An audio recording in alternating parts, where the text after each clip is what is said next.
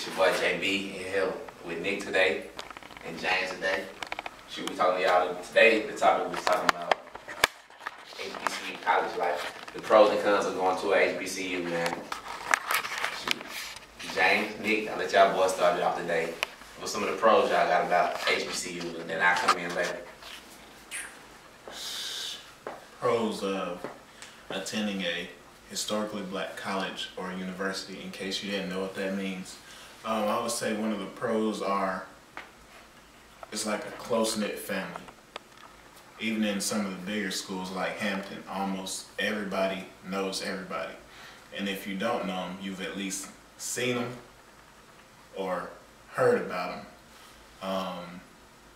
Another thing about HBCUs, they have the Divine Nine, which is the National Panhellenic Council, which includes 9 fraternities and sororities all together, 5 fraternities, 4 sororities. Which are pretty much the black ones.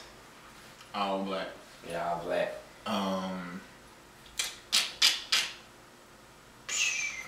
I guess I could say HBCU is like a neighborhood where they say it takes a whole village to like raise a child.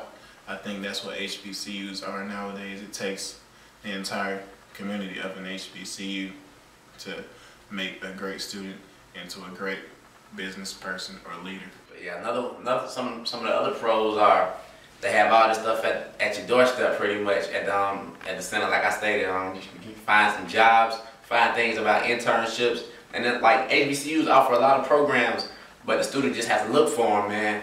And it's just that college life, man. You can't nothing beat the HBCU lifestyle for me, man. It's just so fun.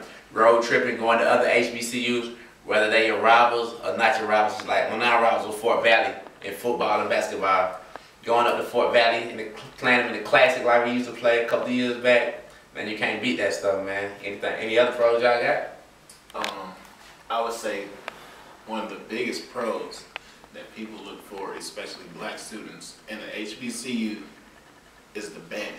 Now myself, I'm not a member of the band, but the bands in the HBCU are some of the best musically talented people I have ever met. I know people such as one of my homeboys known as the Brother Flush. They can hear the first 5 seconds in a song, break it down, and play every single instrument in that song or in the tune. I mean, like, if you ever heard of the Honda Classic Battle of the Bands that goes on in Atlanta, all you see is HBCUs and HBCU bands playing all over the place. And then movies like Drumline inspire schools like in Atlanta, Southwest DeKalb, and the high school Battle of the Bands. So that's another pro. Another thing I would say that comes along with the close-knit family is the networking. Because you may be a student worker for one particular person in an office or in another office, and next thing you know, that may be your future job, or they may be like a great contact for this big internship or big spot at a corporation that you needed. Or they might just land you somewhere where you can end up being internationally known. Yeah, guys, that was real sweet. We were touched by that and everything. But you know, just like there's pros to going to the HBCU, there's some extreme negatives about the HBCU experience as well.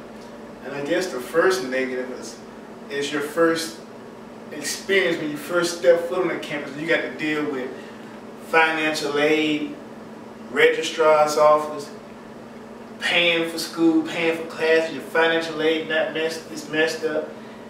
And I compare this experience to, I recently enrolled in Armstrong, Atlantic State University. And I tell you guys that it took me 20 minutes to register, pay for class, and get all the financial aid information straight. 20 minutes, and the line was about 3 people long. I don't know how the predominant white schools are able to do that, but the black schools need to try to figure out what program that they're on. Because we definitely are not on that program. Because when I started at this historically black university, it took me 3 days to register financial aid and all the other stuff. And it took me 20 minutes at the predominantly white school. And as much as I hate to agree with James on that point, man, he has a point.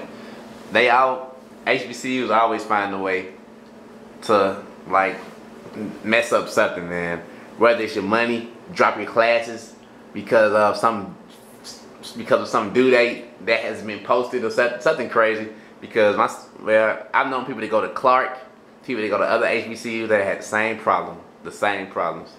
What else some other cons that you got? Some other cons.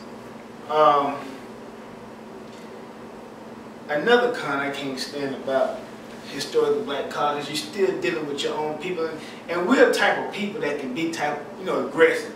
And sometimes our customer service isn't the way it should be. You might go to an office, you might have a simple question, and you might just get the response that you're not looking for. I go to go buy a decal from the cashier's office. I spent 20 minutes trying to get on campus because they got a lockdown. And then when I get to the cashier's office, she tells me after she finishes eating her meal, I had to wait 3 minutes before she finished eating her meal. And she says, "I can't help you, sir, because our computers are down." Which brings me to my second con. Black schools have too many networking failures. Too many things go down, too many things shut down. Whether it be your water is shut off, whether your electricity is shut off, whether your computer networking system is shut off, or you can't even get your parking decal because the system's shut down.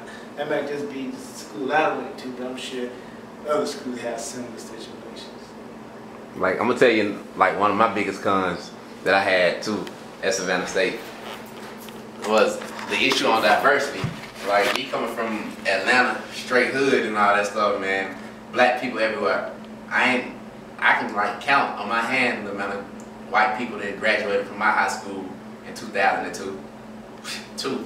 So I'm like, you get to Savannah State, like, I wanted to stay around my people, but you gotta look at today's society, and like, today's society ain't 100% black.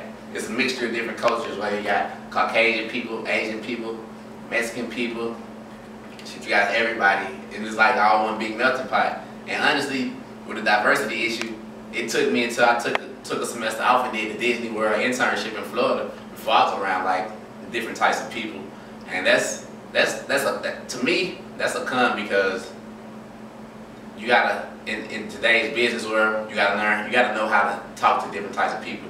You can't just be like, "What's up, shouting?" to some types of white people, some types of Asians, because they're not gonna understand what you're talking about. They're not gonna understand the language barrier. And that's not saying that's the HBCU's fault, but that's just a con if you just think that once you just graduate, it's gonna be 100% gravy. You'll be able to just merge into society like that, because not unless you take it upon yourself to condition yourself to do that.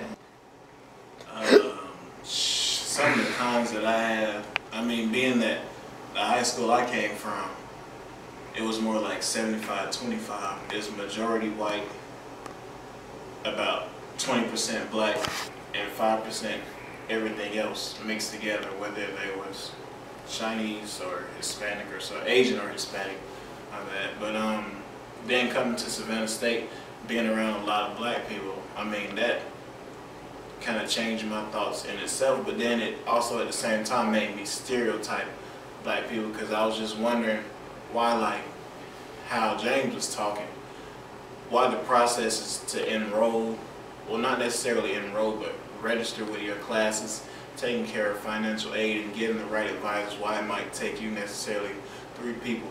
We say that we as a people, we want to uplift each other, and that we're free. We're free. Well, if you free, I mean, stop singing the same song. Show that you free, you know what I'm saying? Don't try and hold other people back. Or why, like, when other black people see each other, why they gotta be biting each other? Maybe use a positive influence to another black person who say, well, hey, I like that, so maybe I'm gonna try it too. Not trying to be a swagger biter or nothing like that. But why can't you accept a compliment and say that, oh, maybe I'm a role model to this person. Maybe I need to keep on doing what I'm doing.